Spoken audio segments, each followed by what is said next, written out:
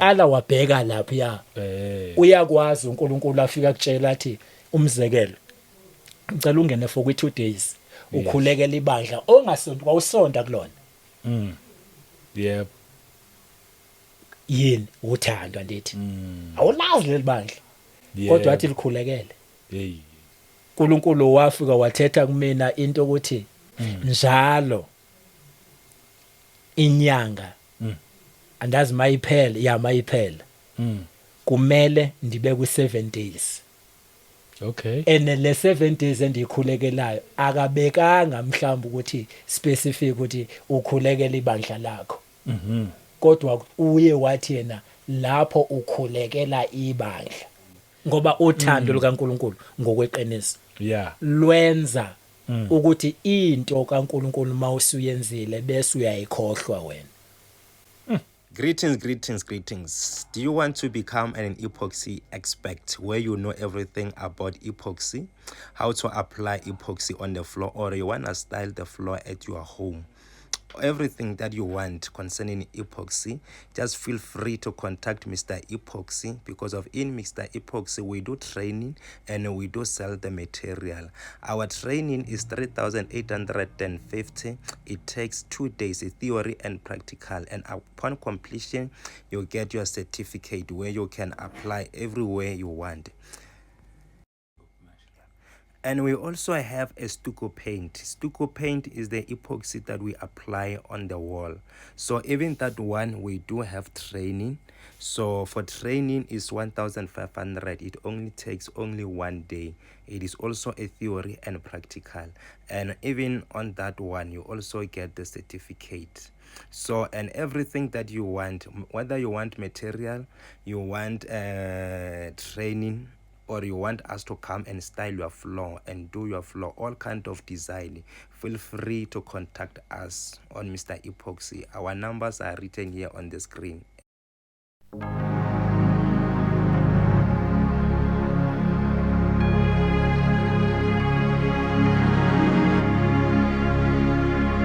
Welcome once again kwiKota 2 Media. Igama lami ngumduduzi ngwakashabangu. Asibingelele sibonge ipresence kamoya ongcwele khona phakathi kwethu. Kungumusa njalo nje masilokho sihlangana sizokhuluma lezi indaba ezimnandi. Siyasizwe nguye kukhona konke sonje siyambonga kakhulu. Ngiphinde ngibingelele abangcwele endaweni zonke la kufinyelela khona le message mhlambe uyaqala ukuhlana nale channel ngizothi mina ungasashintshi ungayindawo la ekhaya sikhuluma indaba ezimnandi indaba ezithinta umuntu ke kanye noNkulunkulu lezi azikho ezinye ezimnandi ukudlula lezi and futhi zimnandi sidelelekile zinjalo kodwa nje zimnandi ngoba ziyamsiza umuntu ofuna uNkulunkulu ofuna ukuphila kwingona phakade. Siyabonga nje abazalwane nokuthi niya subscribe niya like niya commenta. Siyabonga nje ukukhulisa lo msebenzi nana nokuthi abasherayo bawushera ngendlela eright ngoba ikhona indlela eright yokushera lo msebenzi kube khona indlela embi yokushera lo msebenzi. Bazazi ke abasebenzisa indlela ezimbi but kulungile siyayibonga nje inkosi ngakho konke. Namhlanje nginenceke la uma ningakhumbula kahle nje last yayinobufakazi nje impela obabubuhle obasiza kakhulu ubaba umqhegwana wayekhona kakhulu ubaba lubabalo umqhegwana inceke le ngihambe nje nayo kakhulu naseyidimeleni yafika nalana e-studio yaphinde yashare nje ubufakazi bayo nokuthi inkosi yamsindisa kanjani edutsholiwa wabuya nakoma ICU nje iyashumayela inceko but ake siyamkele namhlanje kulonyaka. Siyabonga nceko ipresence yakho nje ukuthi uzofike futhi la siphinde sibe sonke nje silokho siqhubeka sithi uJesu Kristu inkosi esakwamkela. Asibonge. Yebo. Nami ndithanda ukwendibingelele bonke abantwana bakaNkulunkulu abasimamele. Amen. Siyanithanda kakhulu uNkulunkulu nenhloso. Yes. Ukwenza into enje ukuthi sivele.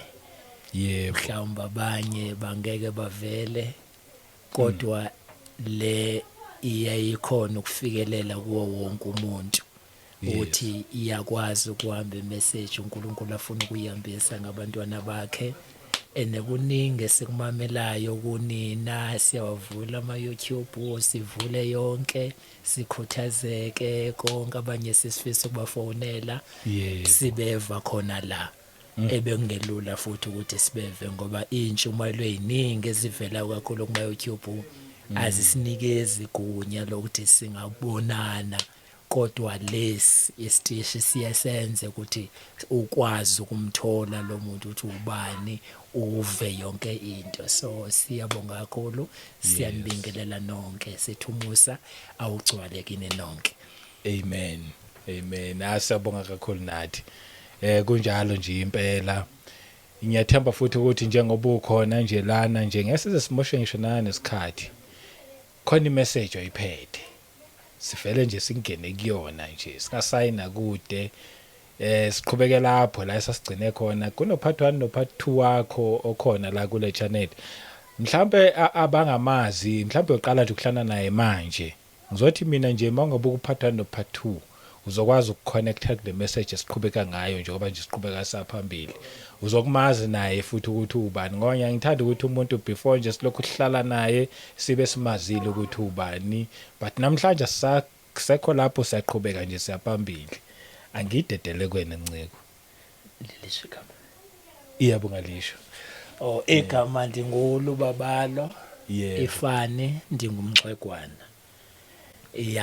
Elinye ifani.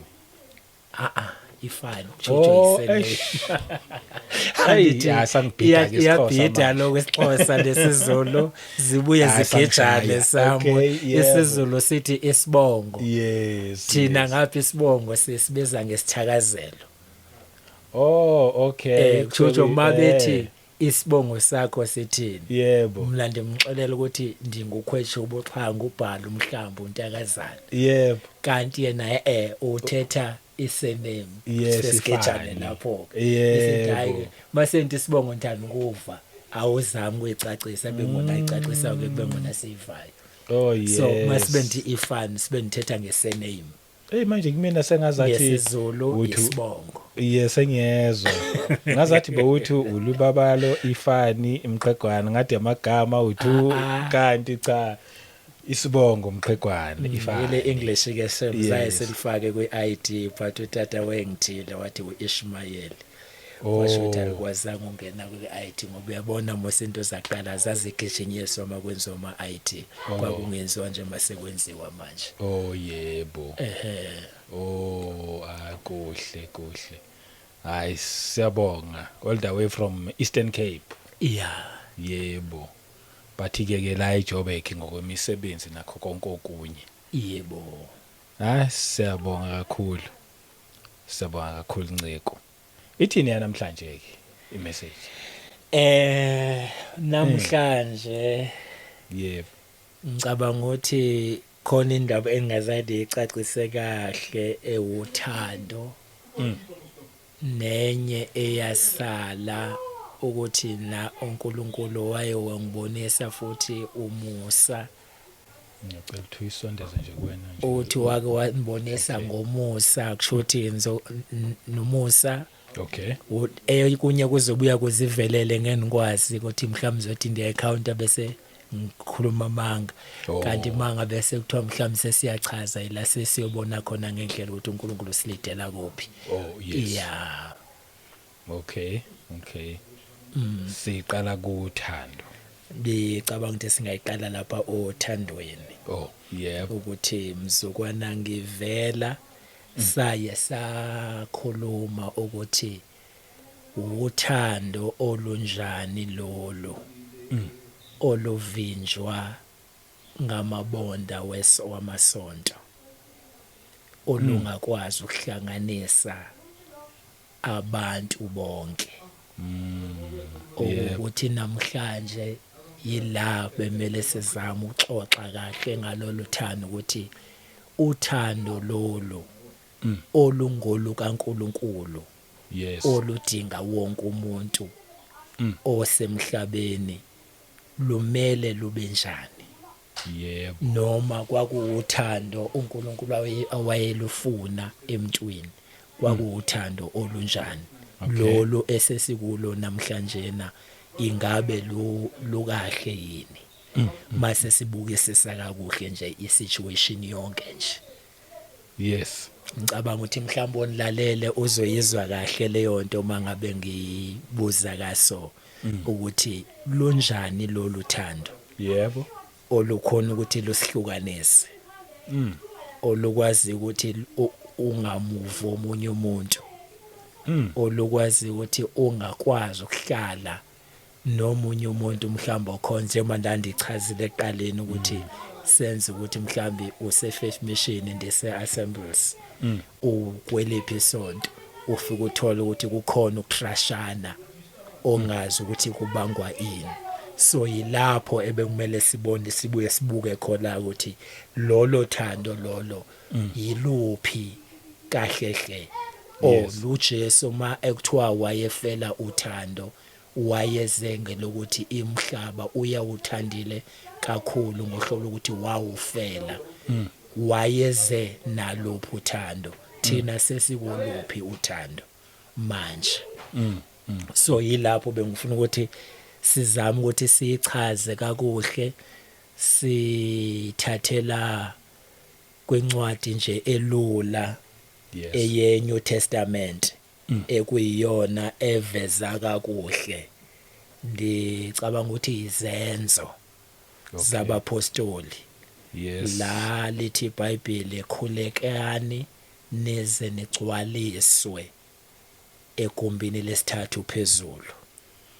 Uma ubuka kahle lapho uyathola ukuthi labo bantu before behlukana babe munye eyintweni zonke. Andazi noma mhlawumbe ukathi uyifunda kahle na. Mangozwa encwadi oyikhuluma ngayo izenzo chapter 2. Yes. Okay. Ake ngiqale ke ukufunda from verse 1 kodwa ngiphethe ngesilungu ke la. Andazi ngesizulu noma ngingayifuni yamkele. So ihumusha. Hayi mawuzo ihumusha inkinga yikho. Ithi verse 1 when the day of Pentecost had fully come they were all with one accord in one place. Ngelanga selifikile seligcwalisekile usuku lwePentecost lithi babe munye njengobusho babe munye futhi babe sendaweni eyodwa. Verse 2 besethi and suddenly there came a sound from heaven as of a rushing mighty wind and it filled the whole house where they were sitting. La waqhamuka khona umsindo omkhulu womoya owafika wagcwalisa indlu lapha babede behleli khona.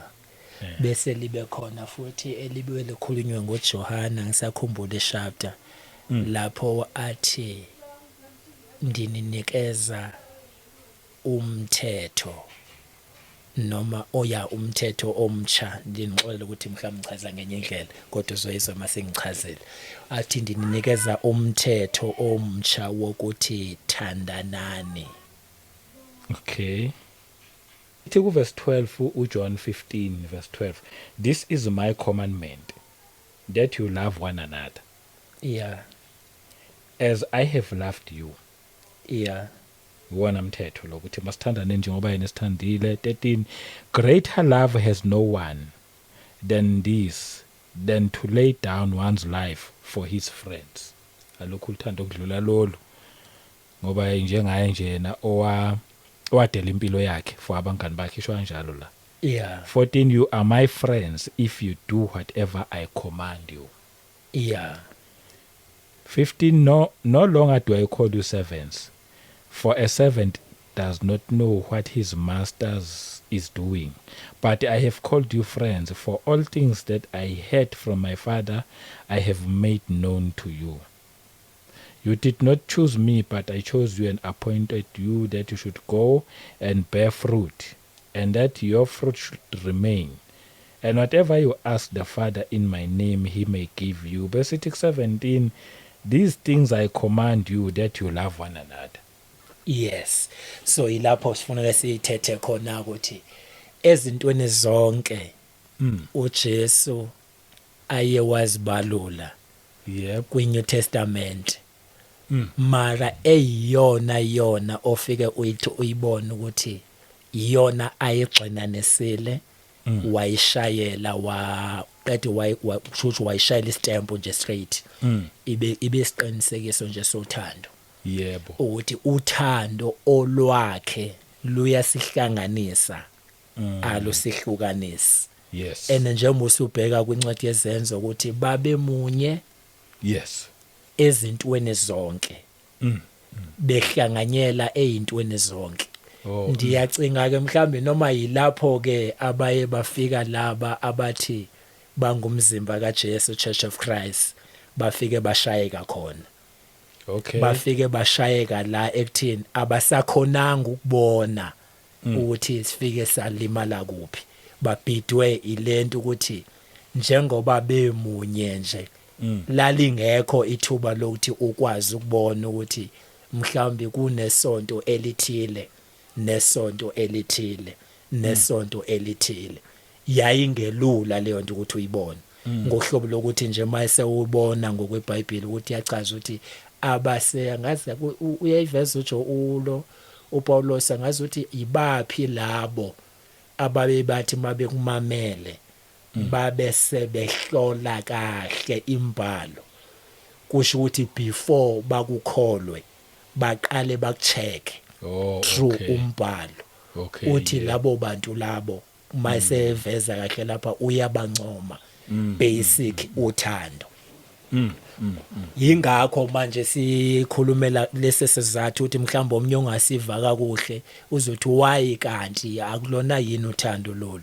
uthando lukaNkulunkulu ngokweqiniso lweBhayibheli kwakumele sihlanganyele ezintweni zonke number 2 ungakwazi ukubona omunye umuntu like umbone sabumcwasa sabokumbhekelisa like umbone njengokumthanda nansi ikhulunywa uJesu futhi iveza lapha esithi lo muntu inganoshumayela mna nimxosheleni pho yes leyo nto leyo iyakhombisa okusobala ukuthi ingani usezweni bonke abasezweni lenkosi kumele bahlanganyelane ezintweni zonke yes babe munye yebo kuyo yonke into abayikhonzayo bathandane yes hayi lempi esesikuyona manje ngoba mawungabhekisisa kahle nje emhlabeni wonke if uyayinakisisa silwa ngento eyi1 yokuthi into eshotayo uthando yingakho ndimthanda omunye umama abathi ngiyaxosa ukubiza igama lakhe bathi ufisa kuphi Madlala yeah uqhamuka ngale ibandla lakhe lande kakhulu ngale ngasedandi kukhona imessage encane awayithetha wathi izinto zikaNkuluNkulu uma ngabe zikuhlula uyazikhulekela kuthi uyathandaza umxelele uNkulunkulu Nkosi angilwazi uthando lwakho ngiyadinga ukulwazi ndifundise lona ungabi ngumuntu o like uactor kubona lento yokuthiwa uactor ukuthi hayi siyathandana mhlambe inkonzweni kuleni inkonzo siyathandana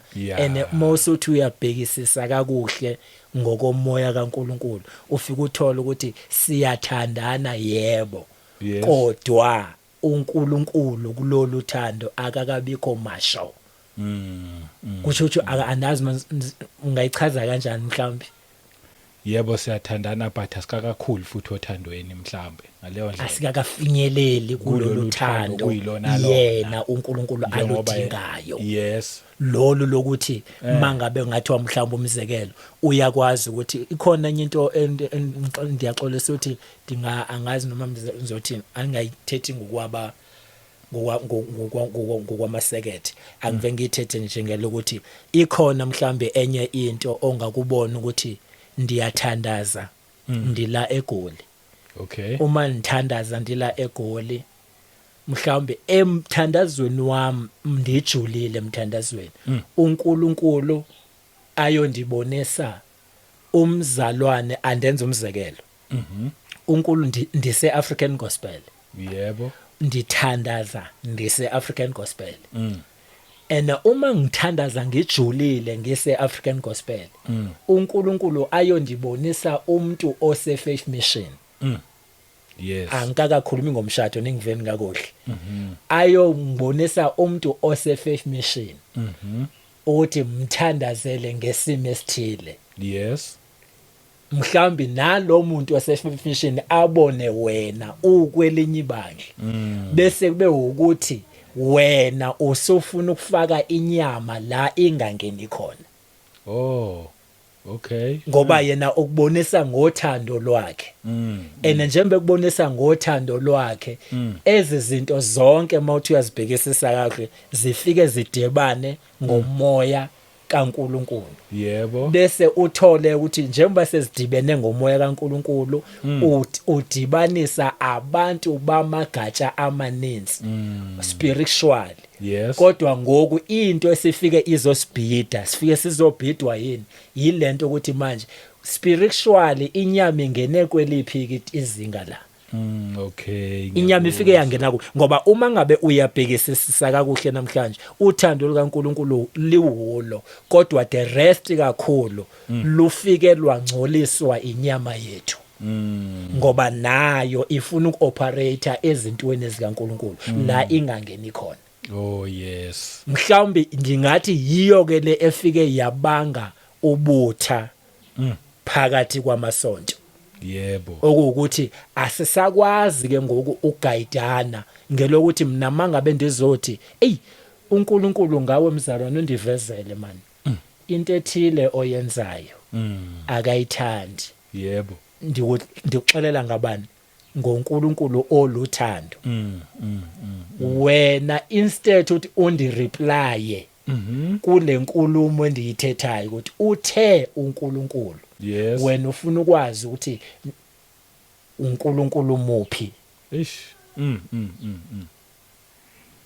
yethola sekune disturbing ke manje la mina Okay. ndixelela ngoNkulunkulu kunoba wena ufuna iconfirmation kulento endiyithethayo ukuthi uNkulunkulu yiqiniso na usondilandisa ngomfundisi wakho ukuthi uthe okay yes kusho ukuthi once waqala wandilandisa ngomfundisi wakho ukuthi uthe isizoqala igejane lapho ke oh kula kungena khona inyama ke uyayithola oh ngoba okay. manje mawusuzothi umfundisi wakho yingakho afike athi umpostoli Paulos ndiyakhohlwa ngokunga ndiphutha uthi umpostoli Paulos andiyukwazi omunye umuntu ngaphandle kukaJesu yes isho ukuthini leyo nto leyo Yebo. kusho ukuthi mawukuJesu kuizi ukubona kodwa once waqala wasuka kuJesu yes futhi akulula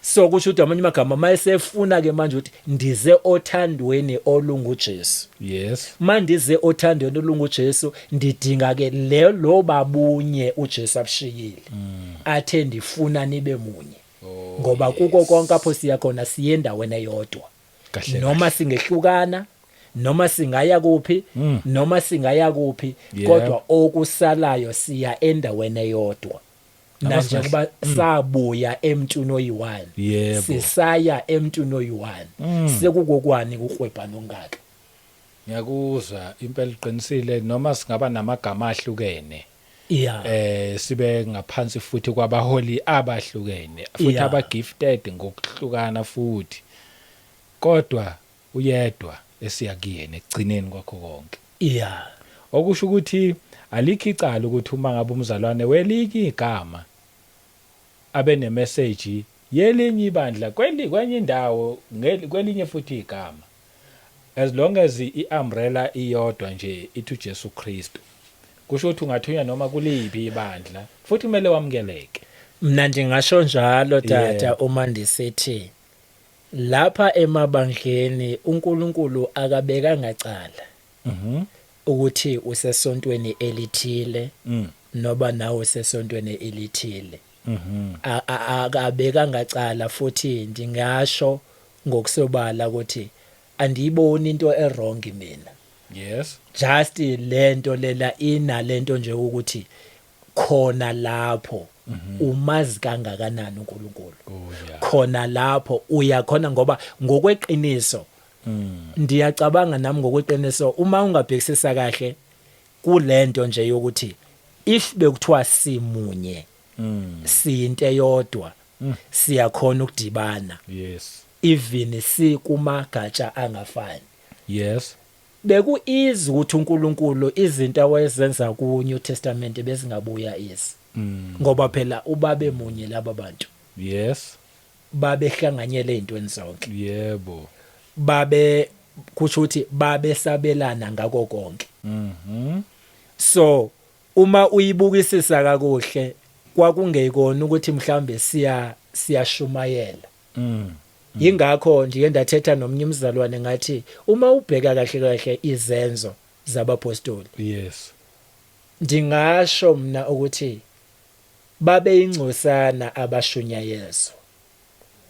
Kodwa the rest yabantu abangena babengeniswa uthando. Okay. Isithelo sothando. Yes. Ukuthi laba bantu man izinto abazenzayo uyayithola ngoba lithi iBhayibheli usuku nosuku babenezelwa.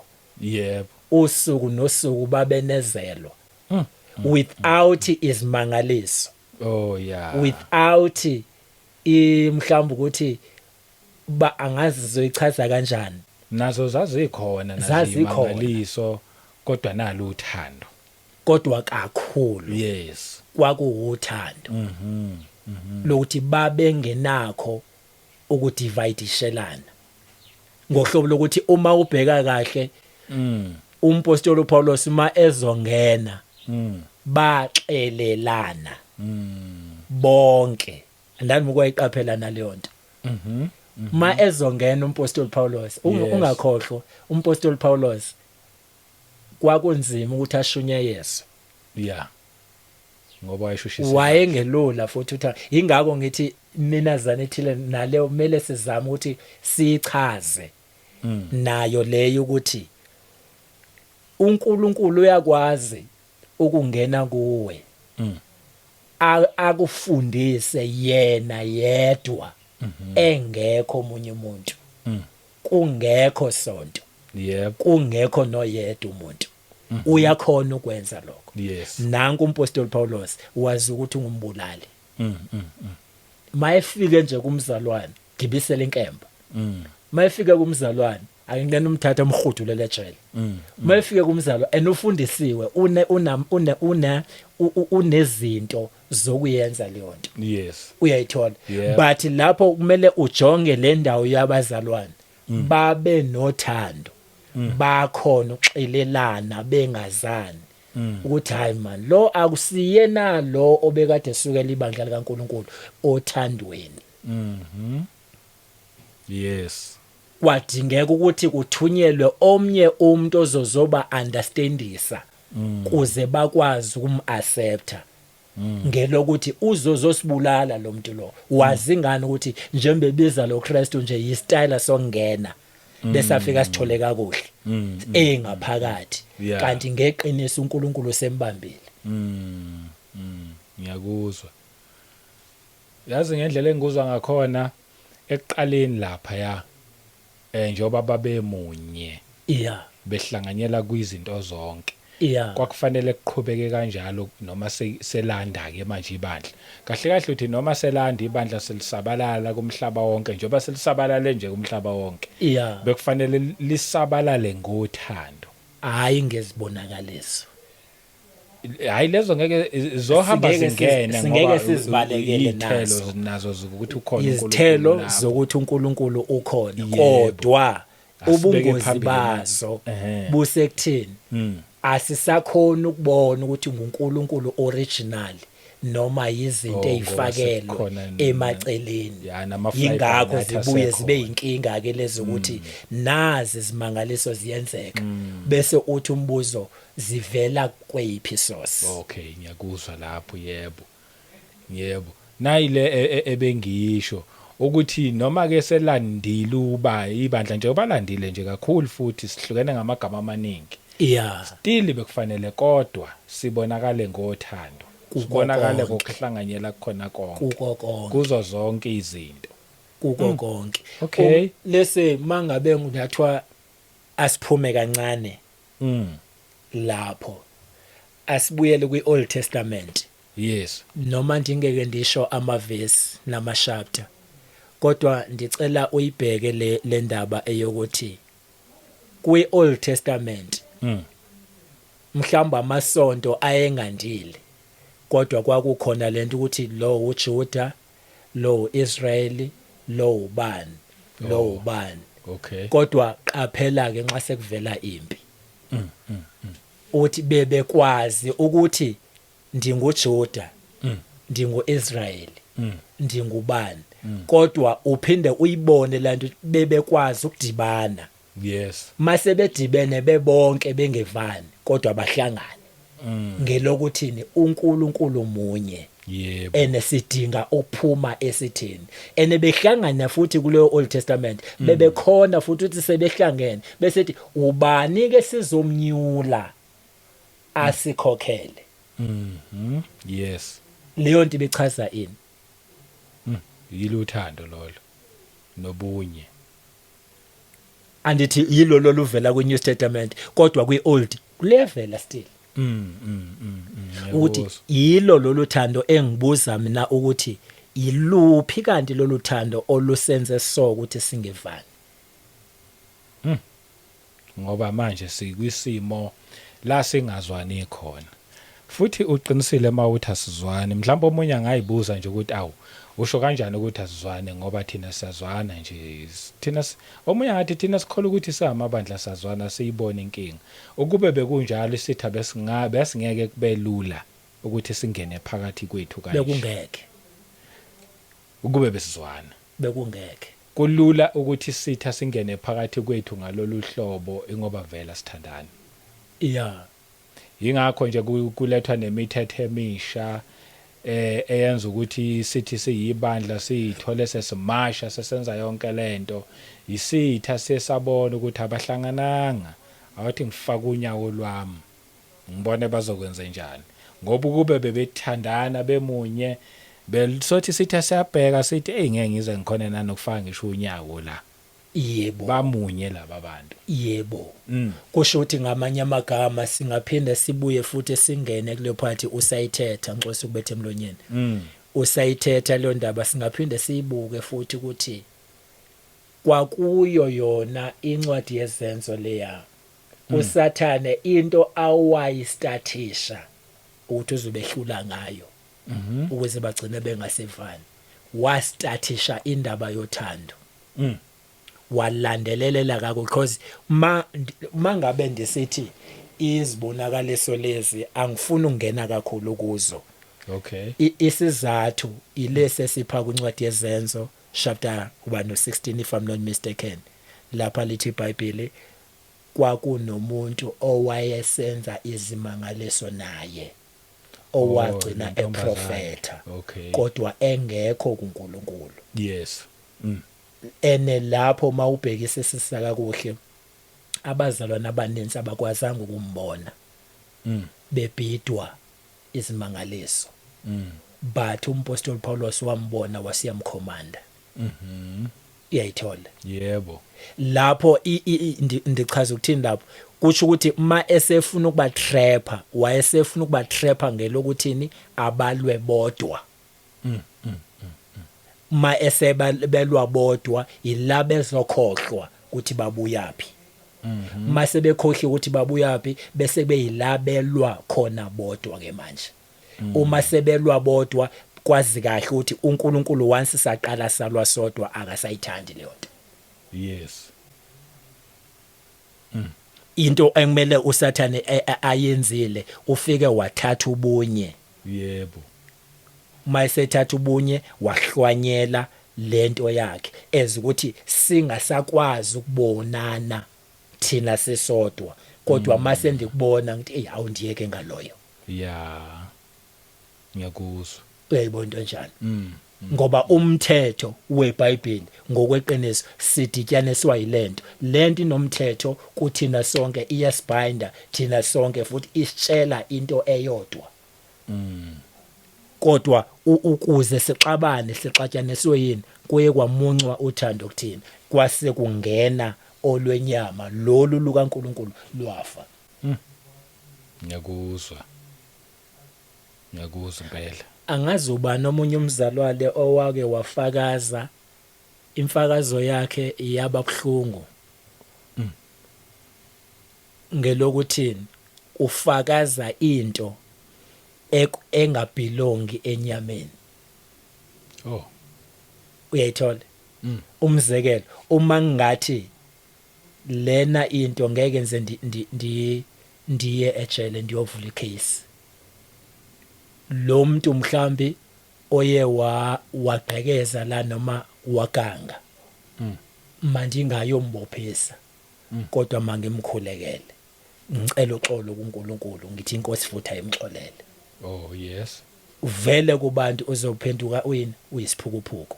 Yeah. Ngelokuthini why ungayilaphi ngoba laphi ibekiwe inkantolo ukuthi masiye khona and yet lo umzalwane wayiveza ivalue yenkantolo nevalue kaNkulunkulu kukhona ongachayisani ngoba wathi lo mzalwane maseveza wathi vele labantu baboshiwe why ndizobabophisa mina.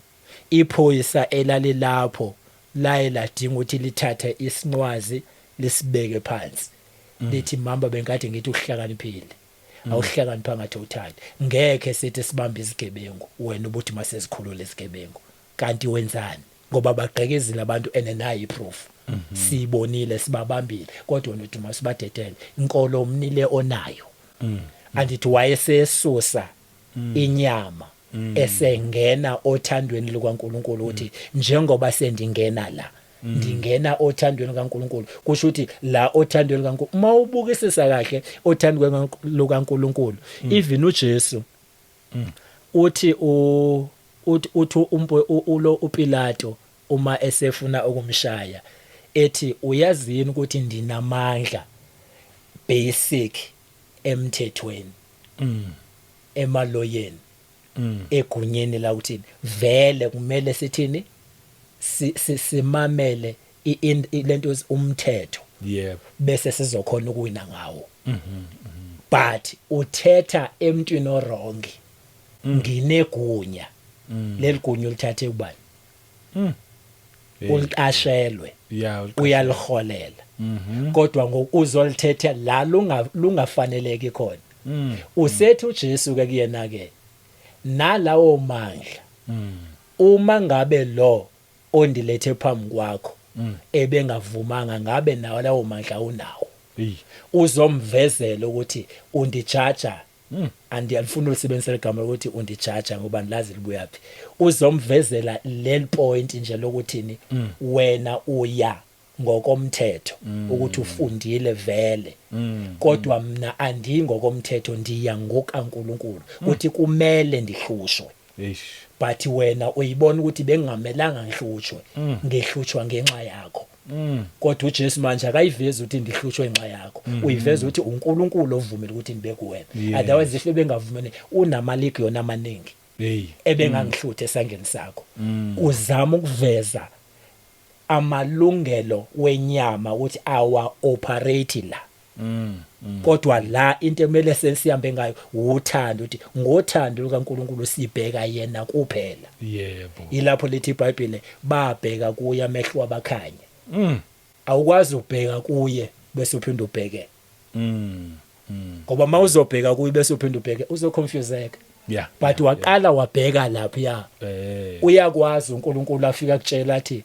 umzekelo ngicela ungene for kwi2 days ukhulekela ibandla ongasonto kwawusonta kulona yep yini uthando ndithi awulazi lelibandla kodwa athi likhulekele hey awumazi lo muntu kodwa athi mkhulekele and uthola ukuthi uyamkhulekela nje uyasizakala futhi Yebo. and mase sizakelena akazuza azobonga wena akakwazi futhi akazi kodwa ngoba uNkulunkulu uthande wena and I'm sorry ukuthi leyo nto ndiyaxolisa ukuthi yashiwo kimi leyo uNkulunkulu wayikhuluma kahle futhi sendiyikhumbulile nayo ukuthi yinto nayo endingasho phambi koNkulunkulu ukuthi ndinecala kuye. Ithini into yakhona? uNkulunkulu wafika wathetha kumina into ukuthi njalo inyanga andazi mayiphela kumele ndibe ku7 days. Okay. And le 7 days endikhulekelayo akabekanga mhlawumbe ukuthi specific ukuthi ukhulekela ibandla lakho. Kodwa uye wathi yena lapho ukhulekela ibandla. Oh, okay. And ibandla mawuzobhekisisa kakuhle akuwona amabandla yibandla elika uNkulunkulu. Yebo. Ukusho ukuthi umuntu ukuphi noma ukuphi as long ebelonga la uyibandla. Yes. Kusho ukuthi wena mawukhuleka la uzokhuleka kule 7 days ukhulekela labo bantu endizokuvezela kubona. Hawu nceko. Yakutshela kanjalo inkosi yathi ukwenza. Iyakhuluma futhi kakhulu. Andithi ile mkhuleko yabona le mkhuleko maqala unyaka. Yeah, ndandingene wona lo mkhuleko. Andazi ndandibambe 40 days noma nganguphi angisakhumbule kahle. Kodwa phakathi nendlela kwakunezinto ezazimane zivela. Kunezinto ezazimane zivela. Ngagqibela sengisithi mina imicabango yami mhlawumbe understand ukuze ngithole ukuthi akusimcabango wami yiqiniso. Kusho ukuthi ndanisendivezelwa ngaleli bandla endikulona. Ukuthi belesenza ukuthi lisenza ukuthi manje ndibuza ke mnake lapho ukuthi kwakungekhona into kumhlawumbe ukuthi kwakuyi-brain chain yokuthi mhlawumbe abanye bazila mhlawumbe 7 days la mabephume bengena abanye mabephuma ngena abanye babephuma ngena abanye. Wathi lo mzalwane uyazelaphi leyo nto ngathi ekhona umuntu ongixelelayo la ukuthi kunento ebisenzeka la ukuthi ife kuphi asiyazi ene leyo nto mele ibuye futhi ngoba manje njengoba ingekho leyo nto leyo ushuthi ibandla liyalapsa. Yep. Ene wayiconfirma lo muntu wathi yiqiniso. Naphanda fonela omnye ndandithanda ukumfonela wathi uziva kuphi nalento ezi ngoba ugqiba kufika kuleli bandla ngithandazi nami kodwa ziyathethwa. Lezo zinto lezo ukuza bese ngena kulento ke manje seke nibekela nje straight umthetho wakho ukuthi wena mele wenze so. Kusho ukuthi nami ndinase isikoloto. Lapho uthi kukhona la ndafika ndalekha khona ukuthi uchucho yiqiniso ke lelifike lithi ke ngokuNkulunkulu ngothando lwakhe uyamdinga umuntu ozokwazi ukuthi angafike abe nalo moya we-separation. Yes. Kodwa ozoya ngokuthi uNkulunkulu wena ubuka kanjani mangabe ibandla lisenza so. Yebo. Chucho uchallenge uNkulunkulu ngokwakhe mayesebuza uNkulunkulu ngokwakhe uNkulunkulu ubuka ukuthi ndamthola umuntu even without ukushumayela emthandazweni kuphela sendimtholile. Yebo. Sendingakwazi ukuthetha naye. Ngicela uthandazele ubani, ngicela uthandazele ubani, ngicela uthanda futhi naye isho ukuthi uNkulunkulu leyo nto leyo if wayesebona ukuthi ndithembekile kuyona wayezongikhulisa ngokunikhulisa a end up futhi efinyelela kule nto ukuthi okay manje uzohamba ungena amabandla namabandla ngelokuthi usumacho yini wena kuye lapho. Yebo. Hayi kuzofanele uyiqaleke leyo nkonzo Nceko. Ngoba seyibuyile emqondweni wakho ayikhumbula ukonje neassignment enje. Njengoba usaphila nje yilithuba leli. Usengayiqala kukho late. Uyayibona. Khona sekukhona isikhathi esimoshekile yebo kodwa futhi kuNkulunkulu akukho late uma ngabe urepenta uthi ngiyayiqala futhi lenkonzo. Hayi futhi lapho ngayo lapho ndithi ndachayisa kube into eziningi esigcina sesishayisa.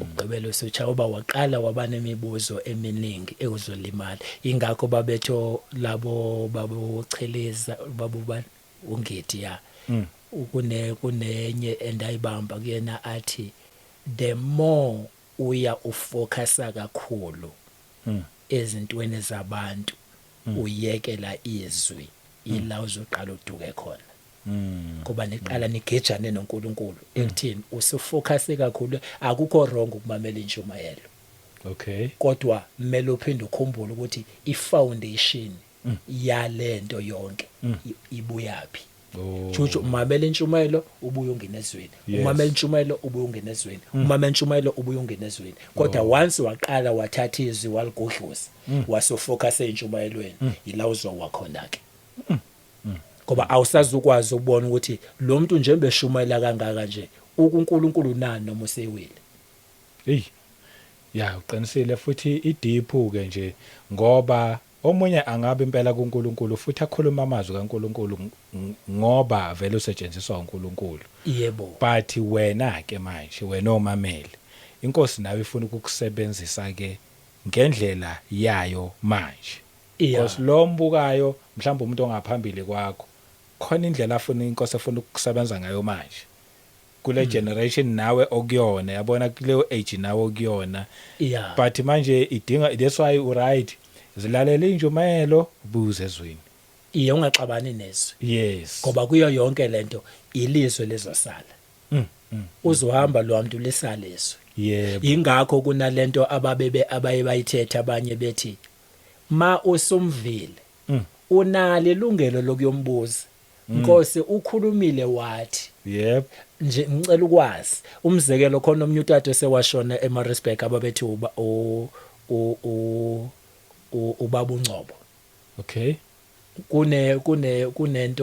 kunento ayithethayo othi kukhona omnye umntwana okuthi wayethandaza ebevakashelwa zingelosi ene azibone yes kulelo thuba lakhe uma eyibona futhi ayibona zigcwele kuphi phakathi ebandleni uthi ke ubaba lo mayesethetha Nkosi angisho ukuthi kuronke kodwa ngicela ukuthi unibonise nami lezi ngelosi ukuze ngithole isiqinisekiso sokuthi show uwe yebo enithi inkosi yamenza lo Musa yambonisa uma esimbonisile washo ukuthi ayiqiniso okusho ukuthi ilento ukuthi vele akukho wrong lokuthi umuntu ummamele kodwa ukuze ukwazi ukuthola ukuthi okay yiqiniso inkosi iyakunika lelo thuba lokuthi zenzele kowakho umkhuleko wedwa inkosi ngifuna ukuthola sesakakuhle ukuthi kushoni la oh wow okukhomba ukuthi uma ngabe sekunjalo naye uNcobo wabe seyakhula yebo ekuboneni ke manje nasekwazi enecabanga ukuhluka ukuthi lento uziqo lento yenzeka emntwaneni yebo yena mdala yes two umholi kodwa manje ubhidekile ukuthi kanjani umntwana abona into ezinkulu kangaka mina endingumholi engingayiboni kusho ukuthi naye seke ufuna ukungena kuloti inkosi ngikhombise yes ngoba phela lo mntwana ungikhulumela izinto endingazazi shosho ukuze ndiyazi lento hayi ukuthi ndithu wrong kodwa inkosi ngicela phela ake sikhulume phela eceleni inkosi uthini kanti manje yebo ngiyayizwa impela futhi inamandla ngendlela eyisimangaliso ibiza ukuthi intshumayelo nentshumayelo oyimamelayo ayingabi intshumayelo kuphela ejabulisa indlebe nejabulisa nje wena yebo but akube intshumayelo ezothi khula yebo futhi ithi sewizwile uhambe nawe uyoguqa uthi nami ngifuna ukukhula la njengoba ebone kangaka nami angibone njengaye uma yena ekwazi ukubona ngalolu hlobo ewumuntu efana nami futhi nami ngafana naye umezwa ngalendlela ewumuntu efana nami futhi nami ngezwe futhi kahle each and every time awumamela engathi ungamamela umuntu osethe ukukhula kunawe khona uzolangazelela lezi zinto zakhe ngesikhathi uyilangazelela uyakhula because ngesikhathi uyilangazelela uye emkhulekweni yenkosini umzekelo bese uyakhula ke nawe umzekelo lo nje uElisha wayithola kanjani lento yes yebo andithi kwakunento ayibona phambi kwakhe ukuthi hayi noma ngathiwa ndithini but le ngiyayifuna le. Yes. Kutsho wayenayo le yanti ukuthi noma ngabe kuthiwa lento esifika siyithethe wrong ke thina ke sithi mbhe sithi sithina angazi sibeka ngani sithi angazi noma ndiyibeka lento kutsho lokuthi mbheke umholi ngoba ugcobo lwakho lokuye. Oh kuyasho Mhlawumbe sikhuluma wrong andazi kodwa angeke ngifakazi kakhulu anginalo ulwazi lwaleyo nto. Okay, yes. Yeah, but uma umbheka kahle yena lapho yabona ukuthi wayehamba ogcobeni andiyethi wayengahamba ogcobeni. Uma nithi ugcobo wayehamba ogcobeni futhi wayengahamba ogcobeni ngoba one ufuna lento kodwa eyifuna lento useyifuna futhi inkosi ayibe no plus phela kusho ukuthi ami magama ndimbonile kodwa futhi njengoba sendikumbonile sendifuna wena ngamanye amagama as a challenge. Yeah. Uthi inkosi uma ukwazile ukwenza into ethi sokuye kusho ukuthi nami uzokwenza okukhulu ukudlula yena. Yep. Akamphakameli kodwa ufuna. Yes. Inkosi yamuzwa. Ingakho wathi mayisekhuphu wawe uyu Isaiah vele Elisha and Elisha and Elijah. Elijah. Elisha no Elijah. Elisha no Elijah. Lapho aze athi eish ikumakhosi. Khaya ngicabanga ukuthi uzocela into enje. Khamanye amagama ucela into elikhulu. Lento ecelayo nami kunzima ukuthi ngikuphe. Ngoba kwanami anginayo. Ngeke uzongicela i-double portion kwanami ndinganayo. Why double portion? Yeah. Yep. Juthi wayese challenger uNkulunkulu. Enema isemchallenge uNkulunkulu wamuva. Powerful. Ngiyakuzwa impela. Okusho ukuthi uthando longasilidela ekuthenini simfune lo nkulunkulu futhi simfunisise. Sithola izinto besingacabanga ukuthi singayithola. Ngeke sizicabange. Siyazithola futhi izi singacabanganga ngoba ezinye zaze izinto uNkulunkulu ngenxa yothando lwakho sofinyelele kulona uyakwazi ukuthi ahlwanyele into wena ongayazi without lezo zoyicela. Futhi lethe example enhle futhi ukuthi uElisha noElijah. Yeah. Cabanga kuba uElisha waba nejealous. Abe nomona. Wayengeka lithole lo lucopho. Ingakho mawuthola kahle lo wangena efishini. Wathi Nkosi usungazonithumela lapha ya. Yep. Ndiyofunani lapha ya. Ndiyazalwa yini khona lapha ya. Kwenzakalani khona lapha ya. uJona. Yes uJona. Kodwa wagcina waya ngoba inkosi isimcindezela ngenkani ukuthi uzoya ke lapha ya. Yebo impela ngiyakuzwa. Lapho ibuka kahle ukuthi kahle uthando lolodwa is very dangerous. Ingakho isikhathini esininzi mangabe kuthiwa uzofuna lona yikho ngithi kumele ulukhulekele nomake short inkosi ngikuwe ngempela yini sebeka bakhona abazalwane mhlawumbe abake bayibuza nje ndiyaxolisa ukuthi ngibuze nje lo buzo. Okay. Ukhona nokumzalwane oke athi mhlawumbe mayevuka ekseni noma mhlawumbe akangene nje just umkhuleko mhlawumbe noma i3 days ye dry noma i1 day noma ini ke akayobuza nje uthi kodwa Nkosi ngicela ukubuza hayi kabi ngisase kahle yini kuwe. Ndiyavuma kimi ndikahle. Esonto ndikahle. Ndikahle yini kuwe.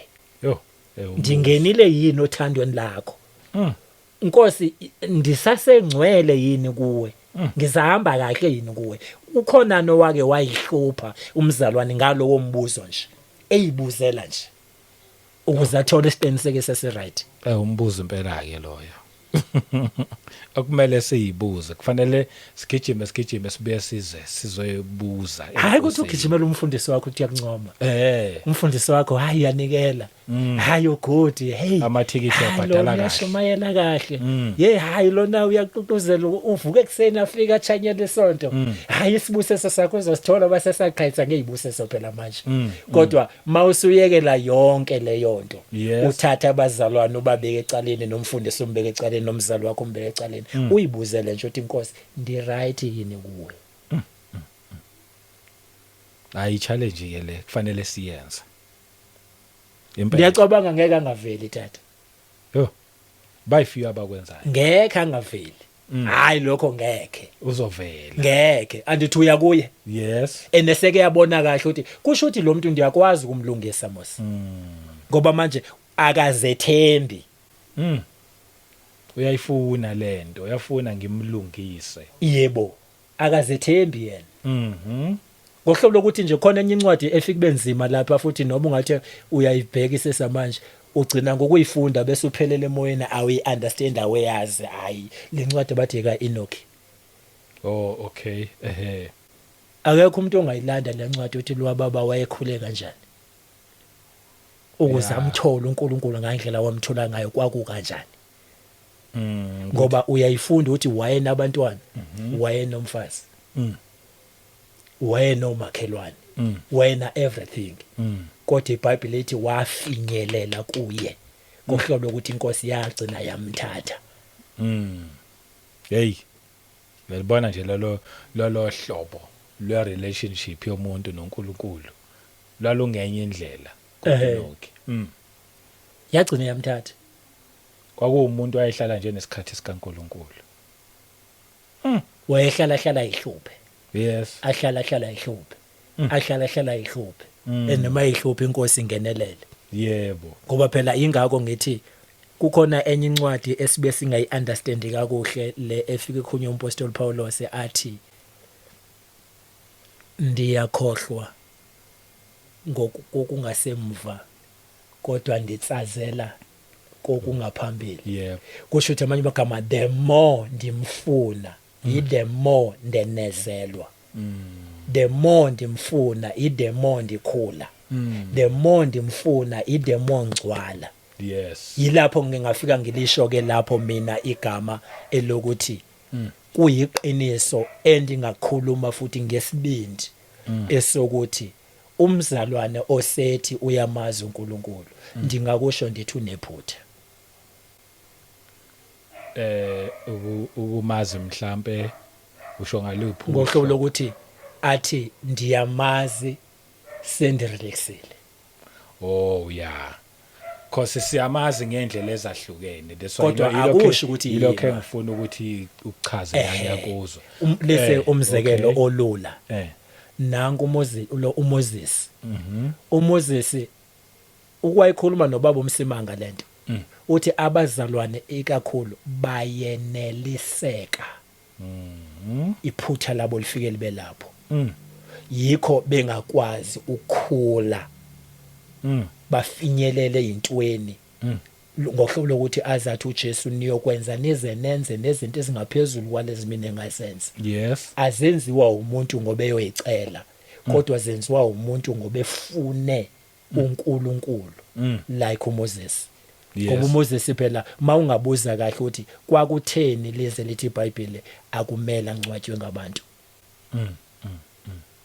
yes kwakwenze njani ukufuna uNkulunkulu wengeneliseki lo mzalwane wayengeneliseki yebo totally ngoba kukhona lapho wathi unibonisile amandla ndiwabonile ndilibonile ulwandle livuleka kodwa manje la angeke ndehle ndingakaboni wena uhamba nathi ngamnye gama angisadingi izinto ozenzile zenziwe uwe impela ayifeki uwe impela kodwa manje angizidingi ndinga wena wasethi uNkulunkulu ngeke ndikubonise ubuso bami ngoba ngeke uphile kodwa ngizokuvezela umhlanje yeah leyo nto yayichaza ukuthini wayesedlulile kweziphiwo lezi abazana abayifunayo wayesefuna yena mathupha la lithi iBhayibheli wathi mayibuya yeah bathi abazalwana asikwazi ukubheka yeah kamnye amagama lento siyiyo manje asikwazi thina ukuhlala nawo oyinamandla lento isho iBhayibheli imessage enamandla kakhulu ngiyakuzwa eish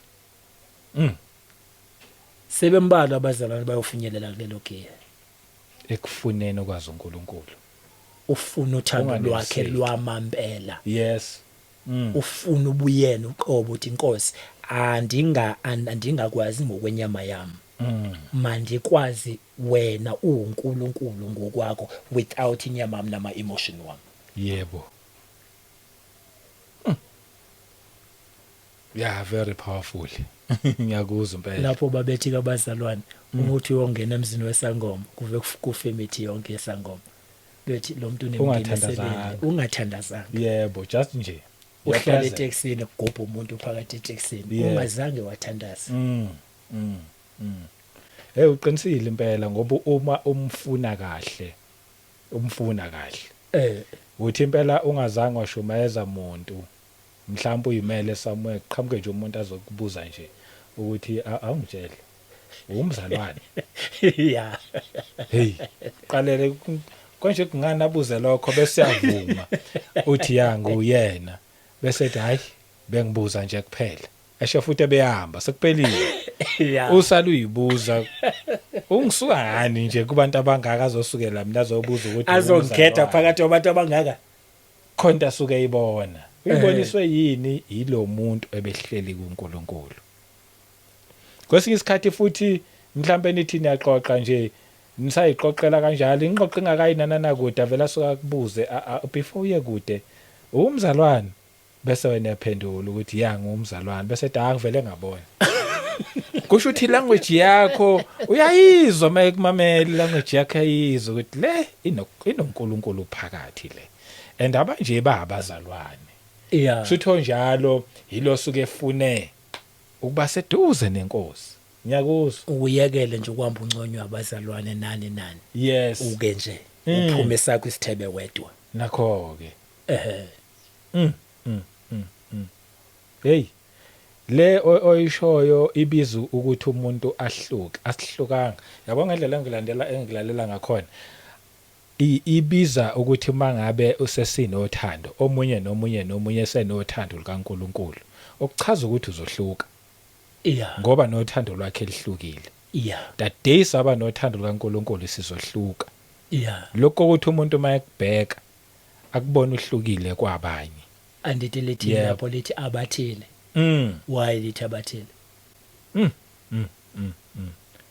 Wase sabamba Why lolo lithi lwa. abathile? And number 2 enye incwadi efika ibe inkinga la. Okay. Angazi chapter 5 noma chapter bani. Angisachani kahle. Kodwa kukhuluma abantu abangakholwa. Bathi ifuna ukuba yintoni lento. Iyini kahle lento. Kusho bafika banga understanda. Ekuthini baboshiwa ndithi Yes. kwizenzo. Uma beboshiwe siyekele uPetro. Kuqale kwaboshwa abathile. Yeah. Uma beboshwa abathile kuthiwe bavaleleni. Mase kuthiwa bavaleleni ngengomso mabeyokhishwa abatholakalanga. Kodwa kuvaliwe la kubulawa khona ama security. Bese aqhamu ngomnye ethi ayibo labantu enithi niyobalanda tshele bayabashumayela lapha.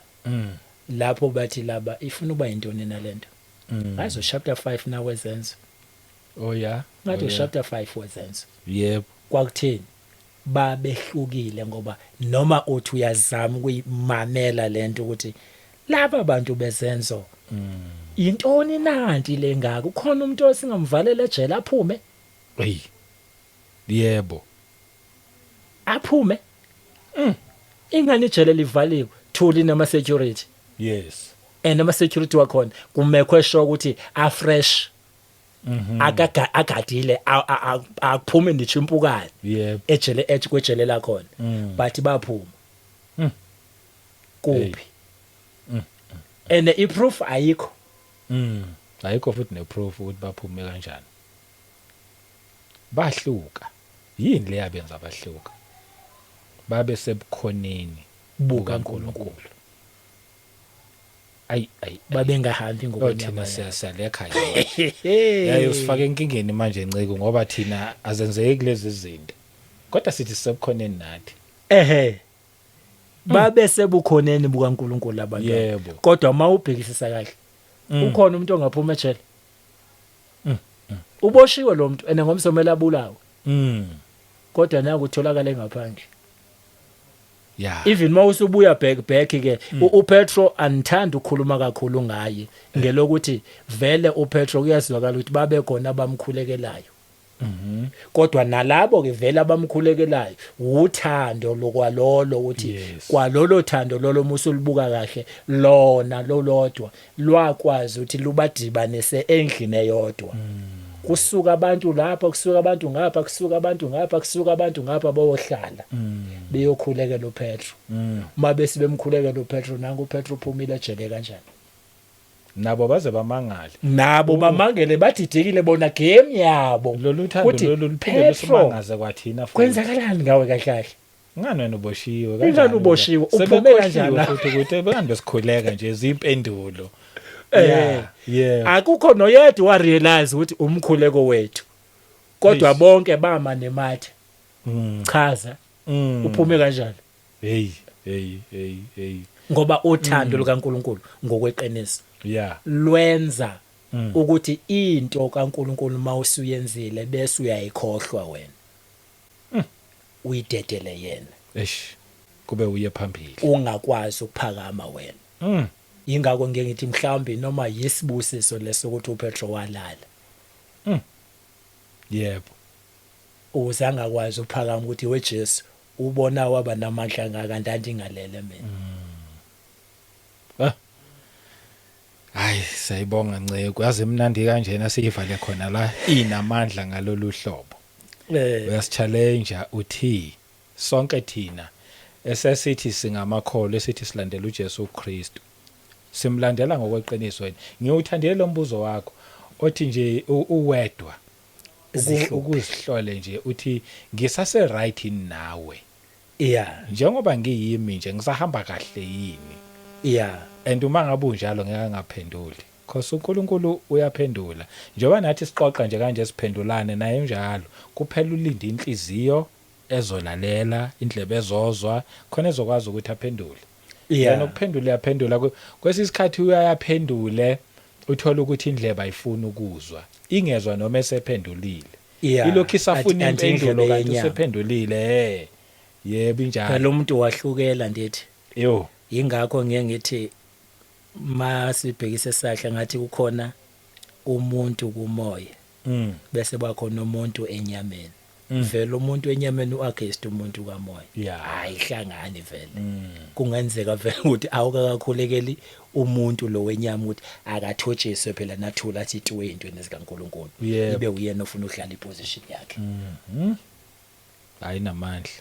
ayinamandla hayi ngizokudedela usipha amazwi lapho kugcina ayikhulume nje nombukeli osekhaya ukuthi inkosi yakuthanda futhi isalindele okukhulu kuwena ingakho nje uma ngaba kwakamamukela uJesu abe inkosi nomsindisi iyona foundation steps sokuqala leso mthatha benkosi nomsindisi okuphela kwakho mawenze kanjalo uyaqala ke manje ungena kwijeni and kunezinto uNkulunkulu afuna ukuzenza ngawe noma uye nomunye omamele noma abe kudala wamamukela uJesu Kristu kunezinto uNkulunkulu afuna ukuzenza but ulinde wena ubuyisane naye wena kube uwe noNkulunkulu isikhathi esiningi siba abantu thina namasonto uNkulunkulu angakwazi ukusifinyelela dade kwaba umuntu noNkulunkulu umuntu nje wayisondeza ebukhoneni kwaNkulunkulu wathi baba wangilethe emhlabeni wawuthi ngizokwenzani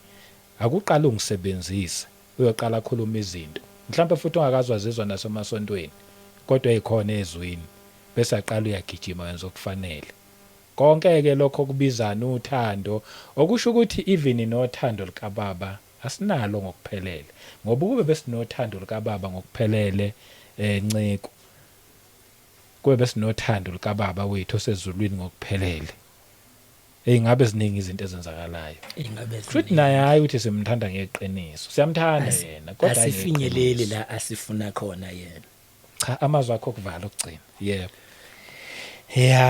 okwangoku ndingasho ngithi ake kube i-challenge yethu ukumfuna yebo yena uqobo sike siyeke kakhulu ukunconywa ngabazalwane yes sike sikulwele ukunconywa uye lese manje ndiyavala kunenkulumo la kwincwadi yamaHebheru yayikhohlwa ngathi chapter 11 if I'm not mistaken kodwa ngicabanga ukuthi 11 ivesi angilasi kodwa moyo ongena lapho uzoyithola lapho lithi iBhayibheli anginamahloni ukuba babizwe ngokuba bangabantwana bami labo anginamahloni ngabo libekile nje specific anginamahloni ngabo why azathi anginamahloni ngabo kusho ukuthi ila ayishaya khona isifuba uthi uNkulunkulu eyedwa without abantu uyazishaya yini isifuba ngawe ekumkhonzeni kwakho wena yikho engakushiya nani uthi umuntu nomuntu akabe nesigoqo sakhe angayele ukuthi inkosi indenzele kahle kodwa akayele nje ukuthi inkosi ngabe ngempela ndikuwe yini uma ndingekho kuwe izintoni lezi ezingibangela ukuthi ndingabikho kuwena ngihlukana nazo kanjani uma zikwehlula wena azimehluli yena mumcebela uNkulunkulu ukuthi inkosi ikuphi uNkulunkulu uyakwazi ukuphulukisana ngokwakhe without inyama yakho ngoba ezinye izinto singayishiya thina yena engekangenelele zisehlule futhi kanti mangabe seyiqedwa nguye ngothando lwakhe kuba lula ukuthi ndave ndafikelelwa ukungayithandi lento uthi kwakwenze njani angazi la uNkulunkulu esengenelela khona kodwa makuyithi esizenzelayo sivamisile ukumkhohlisa uNkulunkulu sithi ndihlukene nento ethile kanti ngeqiniso uyayikhohlisa yena akakakwenzi so uyasithanda sonke uNkulunkulu asimkhonzeni kulonyaka kahle nje nguzwa kahle impela sibe neqiniso kuye kaningi sineqiniso amasontweni angifuna uqamba amanga singaba abasonti sibe ngabantwana bakaNkulunkulu omunye nomunye kumntwana oneposition yakhe lapha kubaba kulungile mnceke siyakuzwa siyabonga kakhulu mhlawumbe ufuna ukukuthinta nje mhlawumbe for imikhuleko noma yini akuthinta kuphi ngazi ngoba ngicela ningathandi ikhuluma ngaleyo musa angangithinta vele ku 073 429 5288 okay ye Vodacom ke yona ke ithi 082 062 4732 okay ina WhatsApp ke leyo eno WhatsApp ile SLC ethi 073 429 5288 kodwa ke kuhle ukuthi ungafona ayikho inkinga siyabonga kakhulu ngiyakuzwa ufuna ukuthi sikhulume futhi ngomusa asiyibekele next time leyo yebo sihambe nje sohlala kuyona nje sikhuleke kuyo ke sithi ukudlizwe kuyona bese siyabuya kuyona ayikho inkinga yebo ngiyazi already uyiphethe lo message kulungile ibeke kanjalo sayideliver next time inkosi ayinibusise endaweni zonke siyabonga kakhulu nje bazalwane kinina nonke la kufinyelele khona le message sinithanda ngendlela eyisimangalisi inhloso yakho konke nje ukukhulisana nokuthi sazane noNkulunkulu nayo nje into ebaluleke kakhulu akulona isonto leli but ikhaya lokuthi umuntu makazane noNkulunkulu mangabe ukuthi indawo ezinjalo ziyamasonto kulungile isonto kodwa kulona isonto ngomsa wenkosi uJesu Kristu asiphinde sihlangane futhi kwivideo elandelayo amen